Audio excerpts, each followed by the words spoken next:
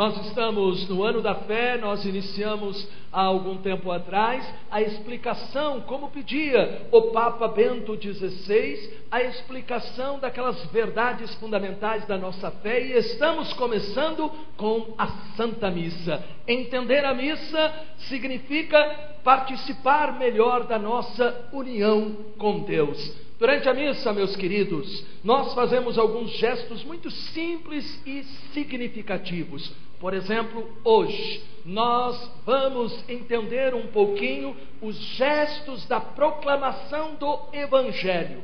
E estes gestos podem ser, durante a missa, uma repetição mecânica, guiada pelo hábito, pela rotina, ou podem ser a tradução viva de algumas atitudes espirituais importantes. Se os gestos são feitos sem atenção e com pressa, perdem toda a sua razão de ser.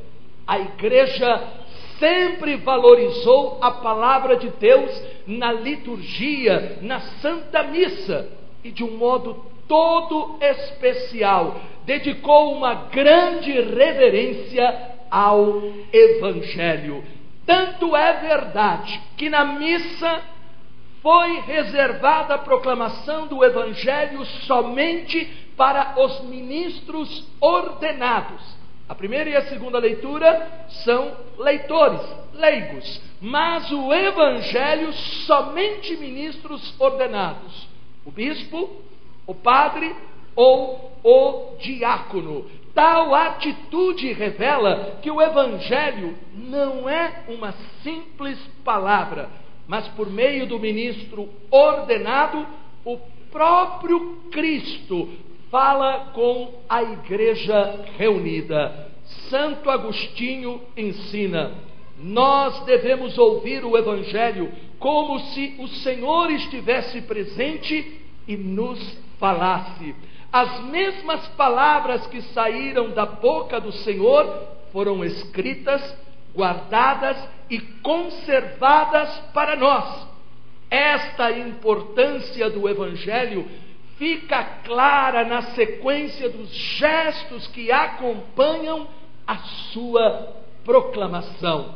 Primeiro, toda a assembleia fica em pé. Às vezes algumas pessoas levantam assim e falam: ai meu Deus. Outras ficam sentadas como se nada estivesse acontecendo. Nas duas primeiras leituras nós ficamos sentados porque é o gesto da atenção. Mas no Evangelho nós ficamos de pé. Por quê? Porque não se trata de um simples gesto de respeito.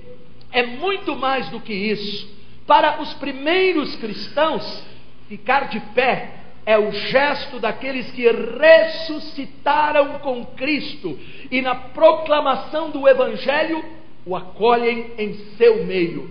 Ficar de pé no Evangelho é o gesto daquele cego Bartimeu que se levantou à voz de Cristo e foi restaurada a sua visão. Ele começou a enxergar a vida com a luz que Deus estava lhe dando. Segundo ponto, se um diácono proclama o Evangelho, dirige-se ao celebrante para pedir a bênção. Esta é dada com as seguintes palavras, com o celebrante estendendo as mãos: o Senhor esteja em teu coração e em teus lábios, para que possas anunciar dignamente o seu Evangelho, em nome do Pai, do Filho e do Espírito Santo. Amém. Se não houver diácono, o bispo ou o sacerdote inclinado reza em silêncio: ó Deus Todo-Poderoso, purificai-me o coração e os lábios, para que eu anuncie dignamente o vosso santo Evangelho. Amém. No momento em que se anuncia o Evangelho, todos fazem o sinal da cruz na testa, na boca e no coração. Aqui também, infelizmente, uns fazem, outros não fazem, porque acham que não é necessário, é bobagem. Outros fazem de uma maneira assim apressada, só por fazer. E aqui então nós temos que entender por que existe essa tríplice oração feita com o sinal da cruz.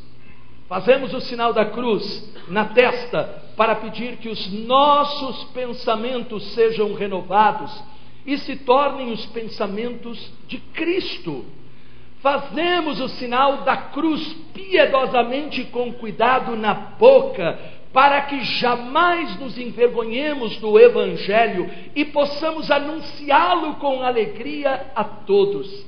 Fazemos também com piedade o sinal da cruz no nosso peito, para conservar sempre no coração as palavras de Jesus e assim vencer as sugestões diabólicas que tentam nos afastar de Deus.